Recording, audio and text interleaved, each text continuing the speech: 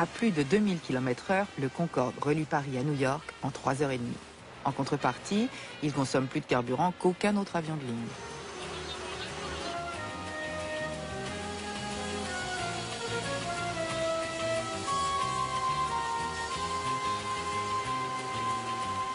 Concorde vole pour Air France et British Airways à la fin des années 90. Edgar Chillot, l'un des 30 commandants de bord détenteurs d'une licence pour vol supersonique. Encore 40 minutes avant le décollage. Au cas où l'inspection technique révélerait une anomalie, un Concorde de remplacement est toujours prêt à prendre le départ. Dans le cockpit, il y a outre le commandant de bord, le copilote et un ingénieur de bord.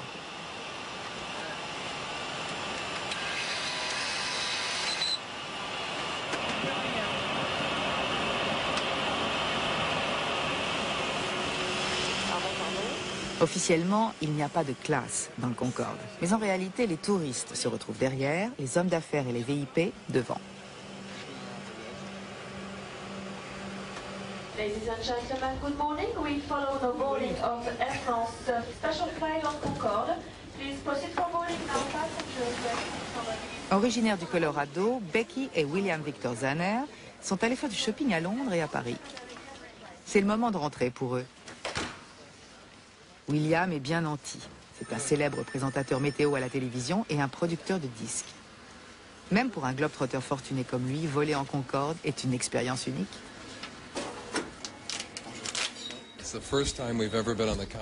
la première fois que nous prenons le Concorde. C'est très excitant. Pouvoir voyager dans le ciel à 2 fois la vitesse du son, ce n'est pas donné à tout le monde. Pourquoi prenez-vous le Concorde? On en rêve depuis toujours. On attendait que ça de voler en supersonique pendant 2 heures. C'est génial.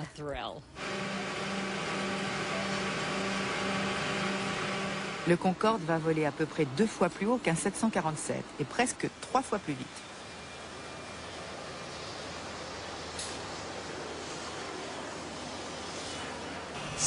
Si vous voulez, c'est comme une voiture de course. Si vous conduisez une voiture de course à 100 km/h, c'est pas un problème, c'est une voiture comme une autre.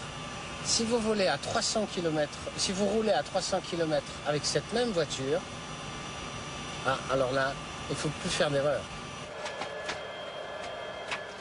Brigitte Kruse travaille depuis 12 ans sur le Concorde.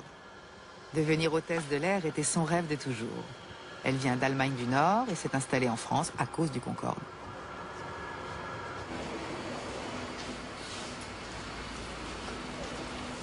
Becky et William Victor tiennent leurs appareils photo fin prêts. Bonjour. Bonjour.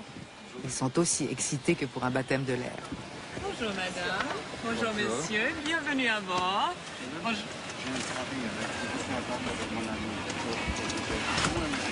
So, you might want to. Alors qui a dit allemande et qui a dit américaine? Would you like me to put your luggage over? La plupart des passagers sont des habitués, mais elle ne fait pas de différence avec les nouveaux. Avec patience, elle prend les photos souvenirs. I love to do that.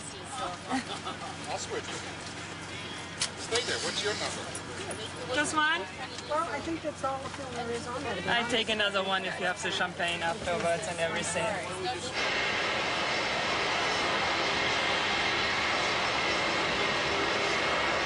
Good morning, ladies and gentlemen. My name is Amy Gounou. I'm your person today. In the name of Captain Chillot and his crew, I welcome you on board this beautiful plane, Concorde flying to New York. Would you please fasten your seatbelt and we wish you a very pleasant flight.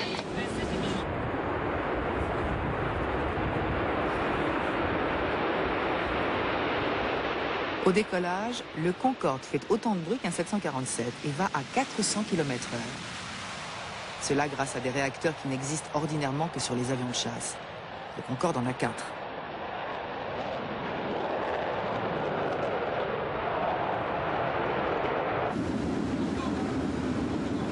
Un peu plus tard, après le décollage, le nez de l'appareil est relevé.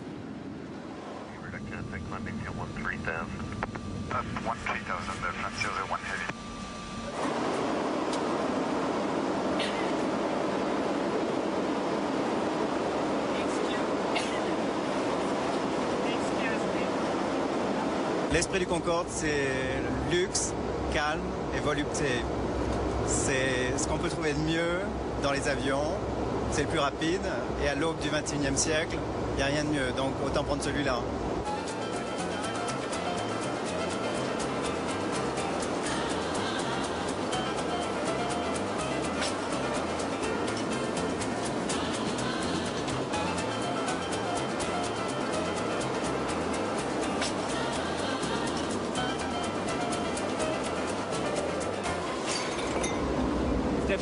C'est toujours aussi plein? 50%, oui, c'est plein. Surtout en semaine. Le week-end, c'est plus calme. Quelle est la ligne qui marche le mieux? Celle au départ de Paris. Vous avez combien de passagers aujourd'hui? C'est presque plein, 90-95 passagers. C'est une bonne affaire alors pour Air France. Très bonne, on espère. Merci. C'est plus stressant que sur le 747? On a moins de temps. On n'a que 3h30 et le repas dure très longtemps. C'est un repas très bon, très raffiné. Merci. Température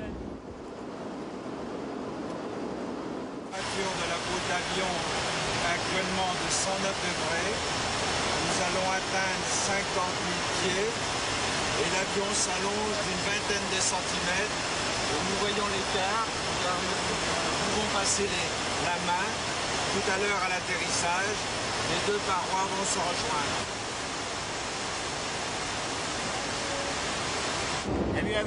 Vous avez déjà touché le hublot? Oui, c'est chaud. Mais moins que je croyais. C'est un peu chaud, mais la cabine ne se réchauffe pas. Le pilote ne peut vraiment donner toute la puissance qu'au-dessus de l'Atlantique, parce que le passage du mur du son est si bruyant qu'il est interdit au-dessus des terres habitées. Les passagers, eux, ne se rendent pas compte. Le Concorde vole tout simplement plus vite que le bruit.